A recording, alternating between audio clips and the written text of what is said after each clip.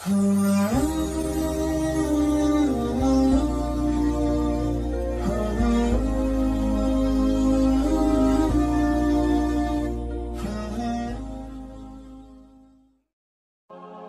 Islamic videos کے لیے ہمارے چینل حقیقت اسلام کو سبسکرائب کریں۔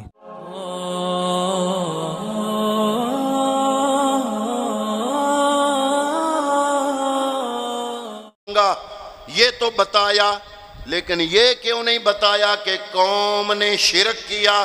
فرمایا شرک ہوتا تو بتاتا۔ یہ آج کچھ لوگوں کے ذہنوں میں غلط فہمیاں پیدا ہو گئی ہیں۔ وہ یہ سمجھتے ہیں کہ مقام نبوت کا اگر انکار نہ کیا جائے توحید ثابت نہیں ہوتے۔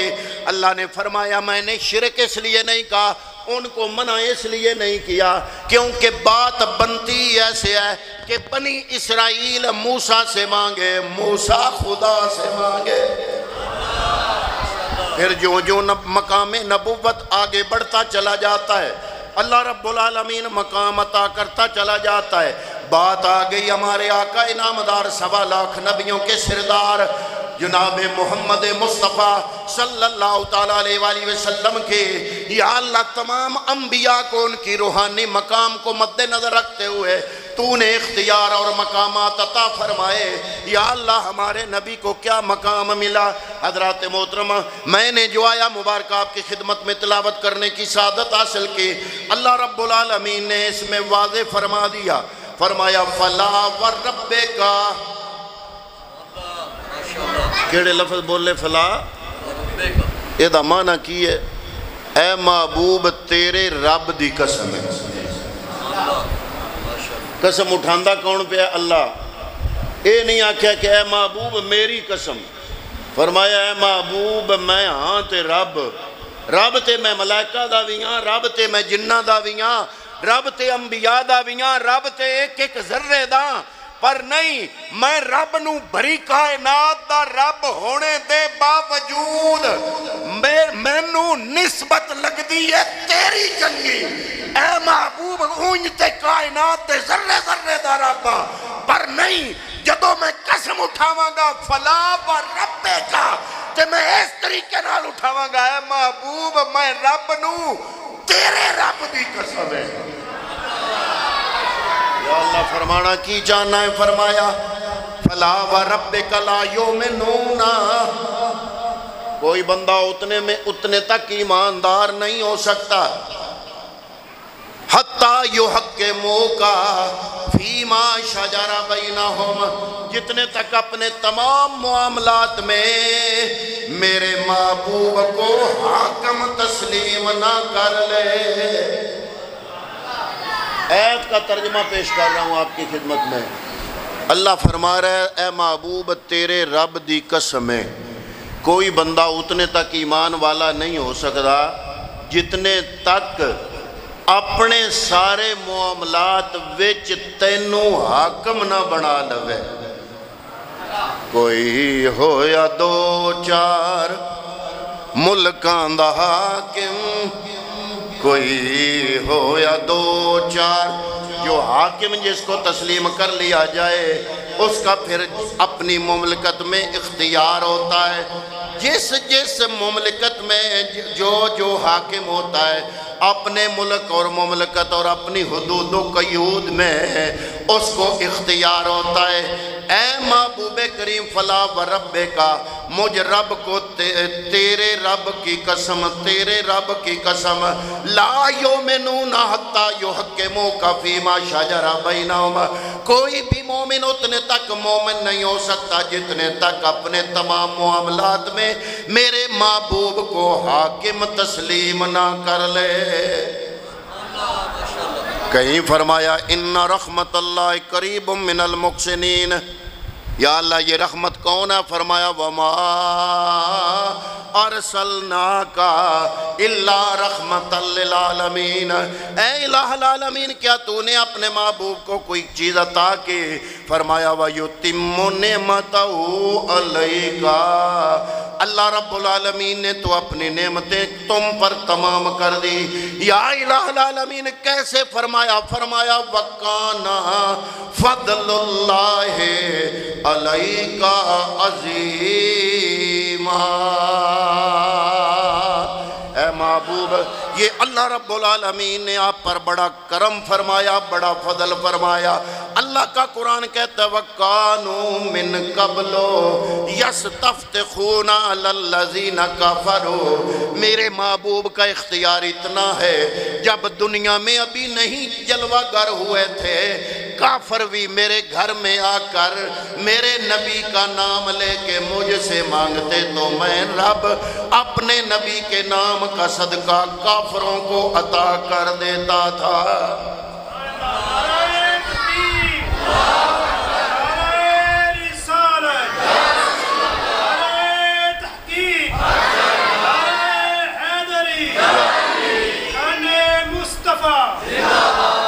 ऐ महबूब, मैंने आपको हर चीज़ अता फरमा दी।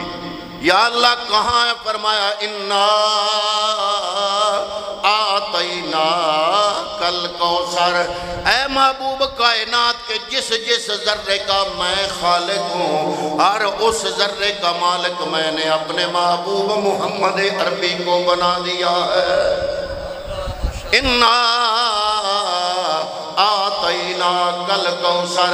हज़रात मोहतरम, एक होता है आतैना, एक होता है आतैना। आतैना अलम मद्दा ते ये नून ज़बर अलफना। आतैना का मतलब भी होता है देना, आतैना का माना भी होता है देना। मसलन मैं तकरीर शुरू करने से पहले मोबाइल निकालूं, हज़रत अल्लामा मौलाना मोहम्मद सरवर साहब की खिदमत में पेश करूं कि जनाब ये मेरा मोबाइल या मेरी ये चादर ज़रा पकड़ लेना, ये चादर पकड़ ले, है ये भी देना। लेकिन इस देने का मतलब ये है कि तकरीर ख़त्म करने के बाद मैंने इनसे चादर वापस ले लेनी है ये भी देना। लेकिन इस देने को अलम मद्दा ते ये नून ज़बर अलफना आतैना के लफ्ज़ से कहा जाएगा। आतैना अलम मद्दा से आतैना कहा जाएगा। और एक है कि जनाब मैं जेब से पैसे निकालूं या कोई भी तोहफा निकालूं, मैं जनाब गज़नफ़र साहब की खिदमत में पेश करूं, मैं कहूं जनाब इस उस जहान में मैंने आपको दे दिया है, ये भी देना। लेकिन इस देने को आतैना नहीं कहेंगे, इस देने को आतैना कहेंगे। मौलाना सरवर साहब की खिदमत में मैं जो चादर पेश करूंगा इसको कहते हैं अरबी में आतैना अलम मद्दा के साथ। और जो चीज़ मैं इनको मुकम्मल दे दूंगा और कहूँगा कि इस उस जहान में ये आपकी है, इसको अलम मद्दा के साथ नहीं बल्कि इसको कहेंगे आतैना अलफ ऐन तोएं के साथ। या अल्लाह तूने अपने महबूब को क्या दिया? फरमाया आतैना, नहीं फरमाया आतैना। ऐ महबूब कायनात के जिस जिस जर्रे का खालिक मैं हूँ, हर उस जर्रे का मालिक मैंने तुझे बना दिया है। या इलाहुल आलमीन, कैसे? फरमाया मैंने फरमा दिया।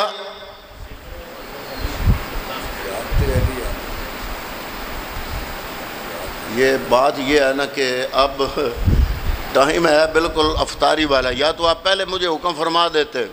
अब ये जो मैंने छेड़ा है ना, ये दरमियान में छोड़ जाऊंगा, इसकी भी समझ नहीं आएगी।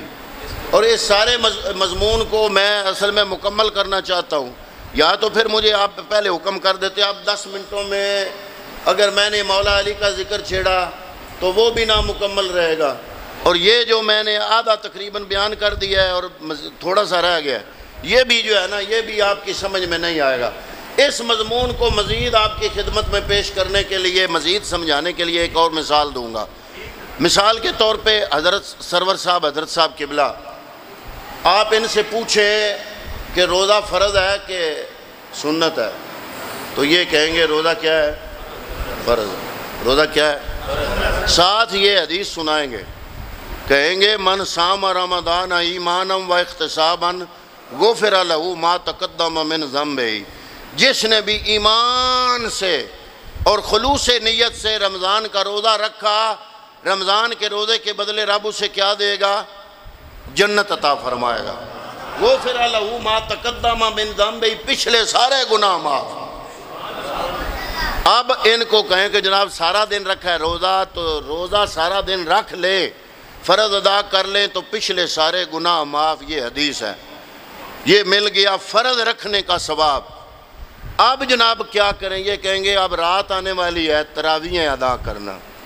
آپ ان سے پوچھیں جناب تراویحیں فرض ہیں؟ یہ کہیں گے فرض نہیں ہے، سنت ہے۔ تراویحیں کیا ہیں؟ سنت ہے۔ آپ ان سے پوچھیں جناب ان کا کیا ثواب ہے؟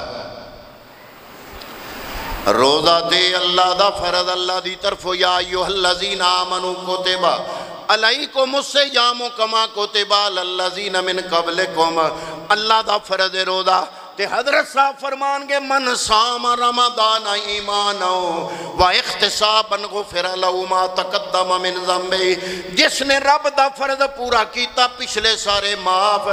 آؤ پھر آئیے اکٹھے ہو کے مصطفیٰ دی بارگاہ دے اندر، یا رسول اللہ سارا دن سحری تو لے کے افطاری تک بھکھے رہیے، فرض ادا کریے تے پچھلے سارے معاف ہوندے نا۔ ہن ڈواڈیاں سنتاں شروع پیاں ہوندیاں نے عشاء دی نماز تو بعد، اگر اے ادا کریے تے تسی کی لے دیو گے؟ اوتھے تے من صام رمضان ایمانا و احتسابا غفر له ما تقدم من ذنبہ، نبی دا اختیار بیان کر رہا ہوں۔ حضرات محترم اب نبی سے پوچھتے ہیں کہ یا رسول اللہ اگر ہم فرض ادا کریں تو پچھلے سارے معاف، اور یا رسول اللہ اگر آپ کی سنتیں ادا کریں تو پھر کیا ملے گا؟ فرمایا وہی وعدہ جو رب نے روزے کے بدلے کیا، وہی وعدہ میں کرتا ہوں۔ فرمایا من قام رمضان ایمانا و احتسابا غفر له ما تقدم من ذنبہ، جس نے مجھ محمد کی سنتوں کو ادا کیا میرا بھی وعدہ ہے پچھلے سارے گناہ معاف کرا دوں گا۔ اے ہے اختیار مصطفیٰ کہ اللہ رب العالمین نے اپنے محبوب نو بلا اختیارہ بنا کے نہیں بھیجیا، مکمل اختیار عطا فرمایا۔ فرمایا لا تقدموا بین یدی اللہ ورسولہ۔ ایک صحابی وہ فرماتے ہیں کہ میں نے سوچا قربانی کی عید والے دن کہ جاؤں گا مسجد میں حضور کے پیچھے، حضور کا خطبہ سنوں گا، نماز پڑھوں گا، ملتے ملاتے دیر ہو جائے گی، بچے ہیں چھوٹے، میرے واپس آنے تک یہ بھوکے رہیں گے، تو میں کیوں نہ عید پڑھنے کی طرف جانے سے پہلے چھوٹا سا بکرا جو میں نے قربانی دینا تھا میں وہ کر لوں، ذبح کر کے اس کا گوشت بنا کے ان کو دے جاؤں۔ وہ فرماتے ہیں میں نے جناب جو بکرا قربانی کرنا تھا میں نے وہ ذبح کیا، ذبح کر کے گھر والوں کو دیا کہ یہ جناب گوشت بنا کے آپ پکا لینا، میں عید پڑھنے جا رہا ہوں۔ جب مصطفیٰ کریم صلی اللہ علیہ وآلہ وسلم کی بارگاہ میں مسجد نبوی کے اندر حاضر ہوئے تو یہ آیت آ گئی، قرآن کی آیت، فرمایا لا تقدموا بین یدی اللہ ورسولہ۔ اے محبوب ان کو بتا دو جنہوں نے میرے نبی کی قربانی سے پہلے قربانی کر لی ہے، میں رب العزت نے ان کی قربانی کو اپنی بارگاہ میں قبول ہی نہیں کیا۔ حضور نے بلایا، فرمایا ہم بھی کسی نے قربانی کی یا رسول اللہ؟ میں نے کی۔ فرمایا اللہ نے فرما دیا کہ تم نے میری قربانی سے پہلے کر دی۔ اب قربانی سے پہلے بھی قربانی اللہ کے لیے، اور قربانی حضور کی ہونے کے بعد اگر قربانی کریں پھر بھی قربانی اللہ کے لیے۔ لیکن اللہ فرما رہا ہے کہ محبوب کی نسبت سے ہٹ کے اگر قربانی بھی آئے، نمازیں بھی آئیں، سجدے بھی آئیں، لیکن ان میں نسبت مصطفیٰ نہ ہو تو رب کائنات تمہاری یہ عبادت قبول ہی نہیں کرے گا۔ آپ نے علماء سے سنا ہے کہ حضور نبی کریم صلی اللہ علیہ وسلم ظہر کی نماز پڑھا رہے ہیں، 2 رکعتیں بیت المقدس مسجد کی طرف منہ کر کے نمازیں پڑھی، لوگ تو کہتے ہیں وہ مسجد قبلتین، میں کہتا ہوں وہ 4 رکعتیں بھی قبلتین، کہ پہلی 2 رکعتیں بیت المقدس کی طرف۔ پھر دل میں خیال آیا کہ یا اللہ کبھی میرا یہ قبلہ بدل جائے اور پھر وہ بن جائے بیت اللہ شریف، یہ مسجد اقصی قبلہ چینج ہو جائے، اور میرا جو دادا ابراہیم خلیل اللہ اسماعیل ذبیح اللہ انہوں نے اپنے ہاتھوں سے جو تیرا گھر بنایا میرا قبلہ وہ بن جائے۔ ابھی دل میں خیال آیا تو اللہ نے قرآن کی آیت نازل فرما دی، فرمایا قد نرا تقلب وجہک فی السماء، اے محبوب اس خیال کے تحت تیرا چہرہ بار بار آسمان کی طرف ہے، اس کا جھکاؤ ہوتا ہم نے دیکھ لیا ہے۔ قد نرا تقلب وجہک فی السماء فلنولینک قبلۃ ترضاها، اے محبوب جدھر تیری رضا ہے تم اپنا چہرہ ادھر پھیر لو، جدھر تیرا چہرہ پھرے گا سارے جہان کا قبلہ میں ادھر بنا دوں گا۔ حضرات محترم، اللہ نے یہ نہیں فرمایا فَلَنُوَلِّيَنَّكَ قِبْلَةً كَعْبَهَا، فَلَنُوَلِّيَنَّكَ قِبْلَةً بَيْتُ اللَّهِ، یہ نہیں فرمایا، فرمایا تَرْضَاهَا۔ علماء مفسرین فرماتے ہیں اس دن میرا نبی جس طرف چہرہ کرتا سارے جہان کا قبلہ رب نے ادھر ہی بنا دینا تھا۔ ابھی محبوب کریم صلی اللہ علیہ وسلم کے دل میں یہ دلیل آئی ہے، ابھی وہ دلیل لفظ بن کے زبان پر نہیں آئی، 2 رکعتیں ہو گئی، 2 باقی ہیں، جبریل آتا ہے عرض کرتا ہے سونے مصطفیٰ رب فرما رہا ہے پہلی 2 مسجد اقصی کی طرف پڑھی ہیں تو اگلی 2 بیت اللہ کی طرف کر لو۔ یا الہ العالمین، یہ پہلی جو 2 جس طرف ہوئی ہیں اس طرف ہی نہیں، یہ اگلی بھی 2 ہو جائیں اس کے بعد بدل جائے۔ فرمایا نہیں، جب مصطفیٰ کی رضا بدل گئی،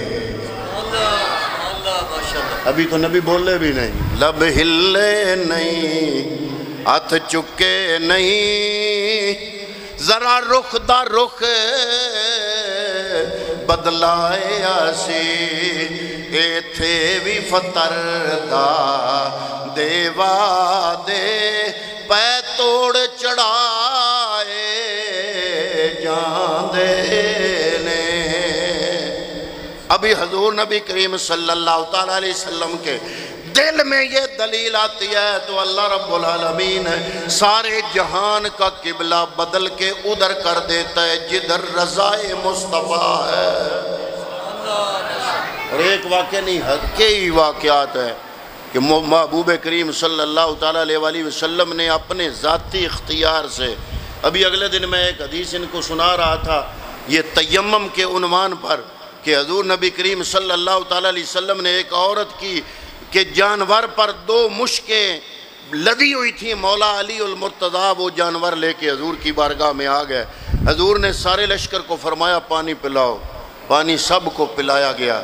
ایک آدمی پرے کھڑا ہوا تھا، اس نے نماز جماعت کے ساتھ نہیں پڑھی تھی، حضور نے اس سے پوچھا تمہیں کیا ہے؟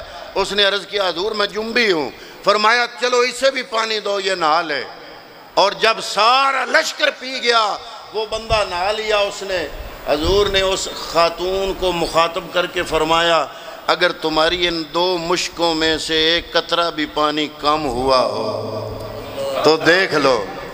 یا رسول اللہ وہ پانی کہاں سے آیا؟ فرمایا رب نے مجھے اختیار عطا کیا ہے، چاہے تو میں چیز بڑھا لوں، چاہے تو تھوڑی سی چیز سے سارا جہان سیر کرا دوں، میں خالق ساری دنیا دا تو مالک ساری دنیا دا، کسے منگتے نو نہ موڑی، کسے منگتے نو نہ موڑی، خزانے سارے تیرے نے۔ تو یہ ہے محبوب کریم صلی اللہ علیہ وسلم کو اللہ رب العزت نے اس کائنات کے اندر سب سے زیادہ اختیارات عطا کر کے اس کائنات کے اندر بھیجا، بلکہ